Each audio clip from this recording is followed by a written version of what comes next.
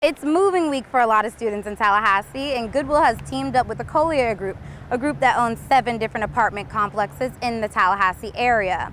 Goodwill has already placed bins in 7 of these apartment complexes and is doing it so that kids will donate unwanted goods instead of getting rid of them and just throwing them away.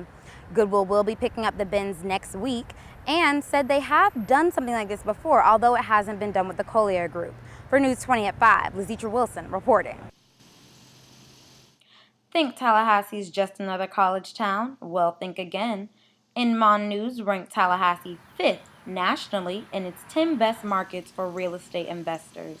This ranking was based on economic, housing, and demographic data from several sources. Local resident Clint Morrow purchased his home just 2 months ago and gives his take on Tallahassee real estate. I would say it's fair. I don't think that for the job market here in town, I think they're a little on the high side, depending on where you look. But overall, it's decent. President for the Tallahassee Board of Realtors, Stephen Listowski, explains there are 2 main reasons why Tallahassee was ranked. Number 1, affordability. Our prices are very affordable. And number 2, our job economic situation, our employment situation. Listowski says homes in a good area priced properly will sell a little faster. Morrow's neighbor, who wished to remain anonymous, just sold his home in a little under 4 weeks. Homes in Tallahassee, like the one behind me, are now selling at a much faster pace. The real estate in Tallahassee is growing rapidly and becoming much better than the rest of the nation. Inman News ranking Tallahassee 5th in the nation can only help increase that. For FAMU TV 20 at 5, LiZeatra Wilson reporting. Governor Scott signed 4 pro-life bills this past weekend.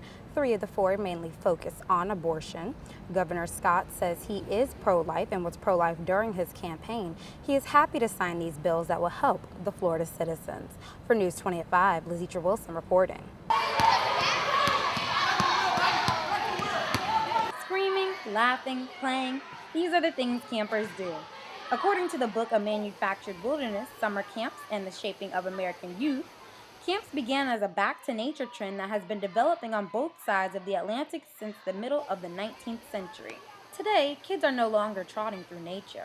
They have a variety of camps to choose from. They can choose anything from sports camps to circus camps.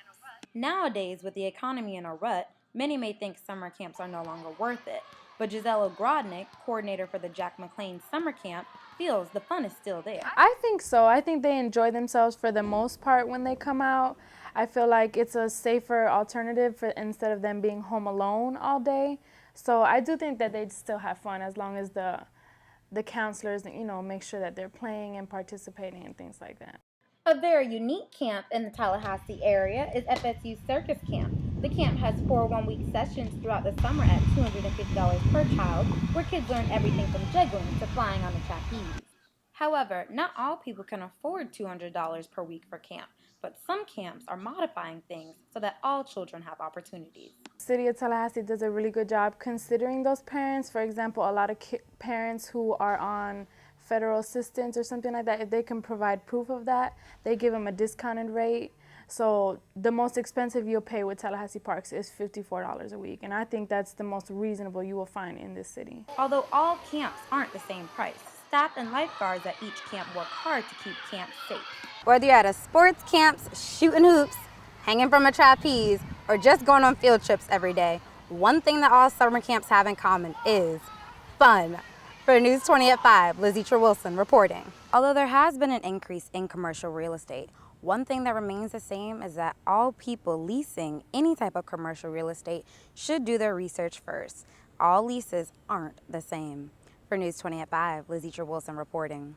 Straight ahead on News 20 at 6, find out why Star Metro riders aren't happy, what the new plans are for Leon County solid waste management, and also animal negligence is at its peak this summer. All of that and more coming up on News 20 at 6.